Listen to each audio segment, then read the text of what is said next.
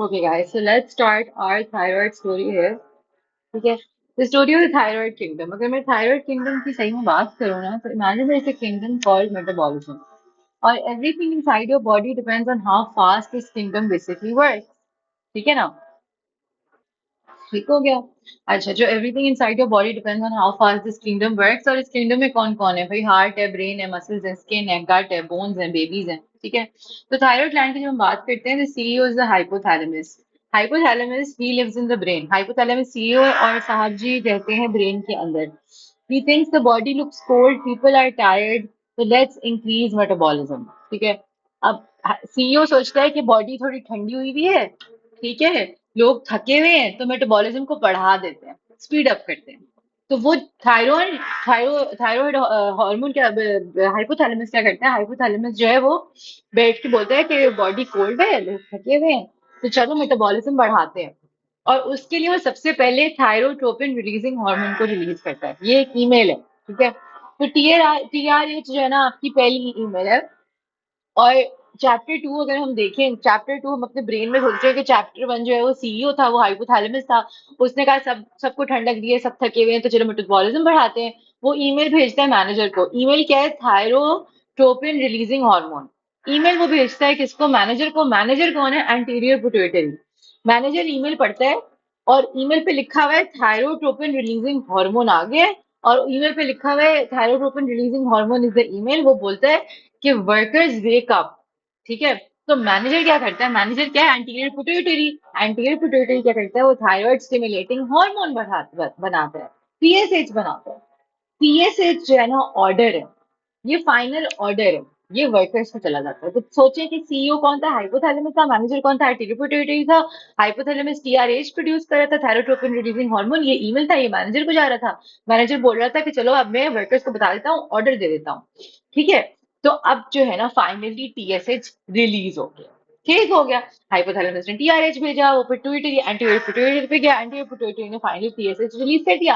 TSH thyroid पे चला गया। अब थायराइड फाइनली आपकी फैक्ट्री है। मतलब सोचो कि थायराइड एक परफ्यूम फैक्ट्री है, और इसका रॉ मटेरियल है आयोडीन। ठीक है, but iodine can't simply become the hormone. Several workers have to do their jobs in order for the thyroid hormones to be finally made. This is the students usually मतलब confuse यहाँ पे होते हैं। ठीक है, एक एक करके हम सारे वर्कर्स से बात करते हैं। पहला वर्कर है हमारा थायराइड परफ्यूम फैक्ट्री में, sodium iodide transporter. Outside the thyroid is blood, inside the blood is iodine. This transporter literally grabs the iodine and thinks कि blood से iodine ने थायराइड में एंटर करना है। ये हमारा सोडियम आयोडाइड ट्रांसपोर्टर था, ये वर्कर वन था। वर्कर टू है हमारा थायराइड पेरोक्सीडेज, टीपीओ। ठीक है, ये बड़ा एग्जाम के लिए इंपॉर्टेंट है। वो टीपीओ एंटीबॉडीज बन जाती है हैशिमोटो थायराइडाइटिस में, और उसकी वजह से थायराइड हार्मोन्स जो है ना वो कम होते हैं despite a lot of TSH. ठीक है, तो अब वर्कर टू हमारा थायराइड पेरोक्सीडेज है। थायराइड पेरोक्सीडेज बड़ा इंपॉर्टेंट एंजाइम है, ये तीन काम करता है। ठीक है, टीपीओ जो है ना इस फैक्ट्री में एक शेफ का काम करता है, वो तीन रेसिपीज का काम करता है। पहली रेसिपी क्या है इसकी? टीपीओ जो है एक रेसिपी शेफ है, और इसकी तीन रेसिपीज है। पहला काम है इसकी ऑक्सीडेशन। ये आयोडाइड को लेके आयोडीन में कन्वर्ट कर देता है। तो समझो कि जैसे वो रॉ पोटैटो लेके कुक्ड पोटैटो बना देता है, मतलब एक्टिवेशन करा रहा है थ्रू ऑक्सीडेशन। ठीक है, आयोडाइड को लिया, आयोडीन में कन्वर्ट कर दिया। दूसरा इसका काम है, दूसरी इसकी रेसिपी है organification. Now activated iodine gets attached on to tyrosine. ठीक है, जो एक्टिवेटेड आयोडीन थी वो टायरोसिन से अटैच हो जाती है, इसको हम बोलते हैं ऑर्गेनिफिकेशन। एक्टिवेटेड आयोडीन ने टायरोसिन से अटैच होना है। उसके बाद ये बनाते हैं MIT मोनो, एक आयोडीन वाला थायराइड हार्मोन। उसके बाद MIT बनाते हैं DIT। ठीक है, तो वन आयोडीन बनाती है MIT, दो आयोडीन बनाती है DIT। ये हमारी दूसरी जॉब हो गई, जिसमें हम एक्टिवेटेड आयोडीन को टायरोसिन से कनेक्ट करा रहे थे। ठीक है, थायराइड पेरोक्सीडेज अभी तक काम कर रहा है, दूसरी रेसिपी इसने बना ली। तीसरी रेसिपी है इसकी कपलिंग। अब जो ये शेफ है ना थायराइड पेरोक्सीडेज, ये ज्वाइन करता है पीसेस को together. DIT plus DIT gives you T4, MIT plus DT gives you T3। This is extremely high yield. ठीक है, MIT एक आयोडीन है, DIT दो आयोडीन है, तो दो बना के T4 दे देंगे, और 2+1 बना के T3 बन जाएगा। ठीक है, तो एक रिंग जो है MIT में एक रिंग होता है, DIT में दो रिंग्स होते हैं। ठीक हो गया ना? अब T4 is produced mostly around 90%। ठीक है, इवन दो T4 90% बनता है, T3 बहुत स्ट्रांग होता है। वाई? बिकॉज T3 जो है बाइंड्स रिसेप्टर्स बेटर। ठीक है। आउटसाइड द थायराइड, अब हम एक और पार्ट देखते हैं। थायराइड के बाहर most important hormone is T4। ठीक है। But tissues need T3। तो अब मजे की बात ये कि एक खास एंजाइम है जो कि T4 को T3 में कन्वर्ट करता है। थायराइड के बाहर T4 सबसे इंपॉर्टेंट है, लेकिन टिश्यूज को T3 की जरूरत है। तो अब क्या करता है कि एक एंजाइम होता है 5D आयोडिनेज। 5D आयोडिनेज T4 को T3 में कन्वर्ट कर देता है, क्योंकि T3 स्ट्रांग भी है, पोटेंट भी है, टिश्यूज को भी चाहिए। अब कहाँ कहाँ 5D आयोडिनेज के काम करता है? लिवर में करता है, किडनी में करता है, मसल में करता है, थायराइड में नहीं करता। तो which drug blocks peripheral conversion? Answer है propylthiouracil, also beta blockers and glucocorticoids. याद रखना, पेरिफेरल कन्वर्जन जो ये हो रही है, इसको ब्लॉक कौन कौन कर रहा है? इसको कौन कौन ब्लॉक कर रहा है? इसको प्रोपाइल थायोरेसिल ब्लॉक कर रही है, बीटा ब्लॉकर्स ब्लॉक कर रहे हैं, और ग्लूकोकॉर्टिकॉइड्स ब्लॉक कर रहे हैं। ठीक है ना? ये जो हमारा थायराइड पेरोक्सिडेज था ना, नॉर्मली टायरोसिन और आयोडीन मिलके जो है वो एमआईटी और डीआईटी मिलके T3 T4 बना रहे थे ना, तो पीटीयू इसको ब्लॉक कर देता है। ठीक है ना? और ये प्रोपाइल थायरोसिल क्या है? पेरिफेरल कन्वर्जन भी ब्लॉक कर देता है, thyroid hormone synthesis inside the thyroid gland भी ब्लॉक कर देता है। वो जो बाहर 5 डीआयोडिनेज था, वो भी उसको ब्लॉक कर देता है, प्रोपाइल थायरोसिल। ठीक है ना? तो अब मजे की बात ये, मेथहीमोजोल जो है ना, एक खास दवाई है मेथहीमोजोल।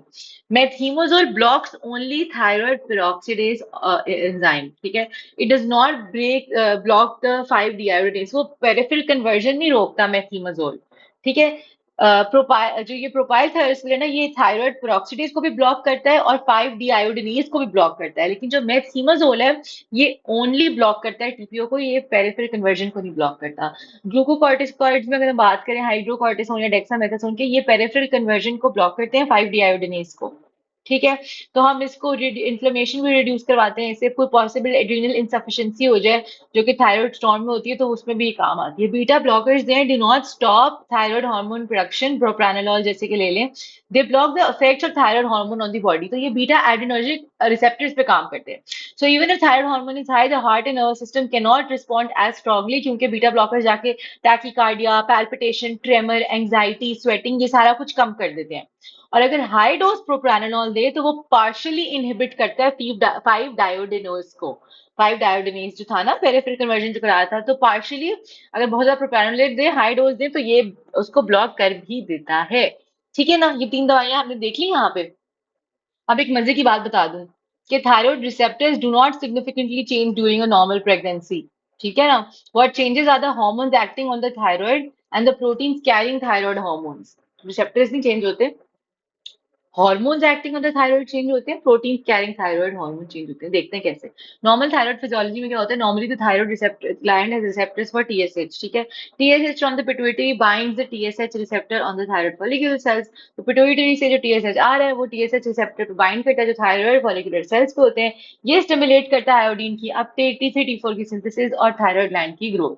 अब प्रेगनेंसी में क्या होता है? प्रेगनेंसी में जब वो ह्यूमन क्रियोनिक गोनाडोट्रोपिन बनता है ना, एचसीजी, एचसीजी का जो अल्फा सब यूनिट है ना, वो बिल्कुल सेम है टीएसएच का भी। ठीक है। तो टीएसएच का और एचसीजी का सेम रिसेप्टर है। It's level rises first in the it's level rises rapidly in the first trimester and peaks around 10 to 12 weeks. ठीक है ना? अब क्योंकि दोनों का एक ही अल्फा सब यूनिट है ना, सिर्फ बीटा यूनिट डिफरेंट है, so it's not because the receptor changes, but because HCG can activate the same receptor. Now imagine the TSH receptor is a lock. Normally TSH is the correct key.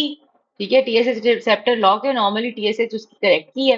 During pregnancy, HCG is a spare key that fits well enough to open the lock. So the thyroid is stimulated even when TSH is low.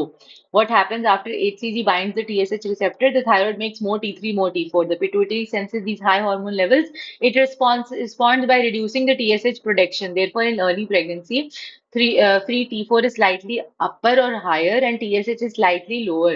This is normal in the first trimester.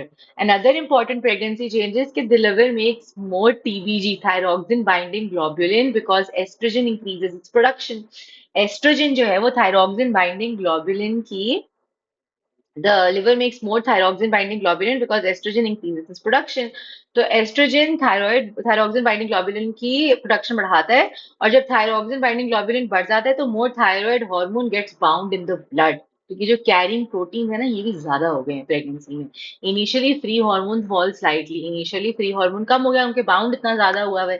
The thyroid compensates by making more hormone until free levels return to normal. तो थायराइड थोड़े extra hormones बनाते हैं, जब तक free hormones जो है वो नॉर्मल नहीं हो जाते। तो रिजल्ट क्या होता है, प्रेगनेंसी में आपके पास टोटल T3 टोटल T4 ज्यादा हो जाते हैं। Free T3 T4 usually normal ही रहता है, क्योंकि फर्स्ट ट्राइमेस्टर में उसकी कॉम्पनसेशन हो जाती है, और TSH is usually normal after the first trimester. क्या थायराइड रिसेप्टर बढ़ता है? नहीं, नंबर ऑफ TSH रिसेप्टर्स नहीं इंक्रीज करते। इंपॉर्टेंट चेंजेस के more HCG is available to stimulate existing TSH receptors, और इसीलिए हाइडाटिफॉर्म मेल में या कोरियोकार्सिनोमा में बहुत स्ट्रॉन्ग स्टिमुलेशन होती है TSH रिसेप्टर्स की, क्योंकि उसमें HCG बहुत बहुत ज्यादा होता है। ठीक है ना। एक और चीज है, प्रेगनेंसी में हमने पेशेंट्स को अगर लोगों को, तो अगर प्रेग्नेंट पेशेंट्स को थायराइड का मसला है, हाइपरथायरॉइडिज्म है, तो हमने उनको ब्लॉकर देने होते हैं, थायराइड ब्लॉकर देने होते हैं। तो फर्स्ट ट्राइमेस्टर में हम प्रोपाइल थायरोसिल देते हैं, और सेकंड और थर्ड ट्राइमेस्टर में मेथिमोजोल देते हैं। भाई क्यों क्यों प्रोपाइल थायरोसिल हम फर्स्ट ट्राइमेस्टर में क्यों देते हैं? क्योंकि babies organs are forming, organogenesis हो रहा होता है वीक 3 to 8 में। मेथिमोजोल जो है ना प्लेसेंटा क्रॉस करता है and is associated with congenital malformations. तो मेथिमोजोल जो है क्या क्या करता है, मेथिमोजोल अप्लेजिया क्यूटिस कराता है, पैच ऑफ स्किन होता है usually on the scalp, patch of skin की एब्सेंस होती है यूजुअली ऑन द स्कैल्प, कोएनल लिट्रीजिया कराता है, एसोफेजियल लिट्रीजिया कराता है, फेशियल एनॉमलीज कराता है। तो methimazole is avoided in the first trimester, instead हम फर्स्ट ट्राइमेस्टर में प्रोपाइल थायरोसिल दे देते हैं, because it has a lower risk of this birth defects. Why switch to methimazole later? क्योंकि प्रोपाइल थायरोसिल क्योंकि भी अपने सीरियस प्रॉब्लम्स है, ये सिवियर लिवर टॉक्सिसिटी कराता है, इसलिए हम फटाफट जैसी ऑर्गेनोजेनेसिस खत्म होती है हम प्रोपाइल थायरोसिल से मेथिमोजोल में स्विच कर जाते हैं। बड़ा इंपॉर्टेंट एग्जाम क्वेश्चन है।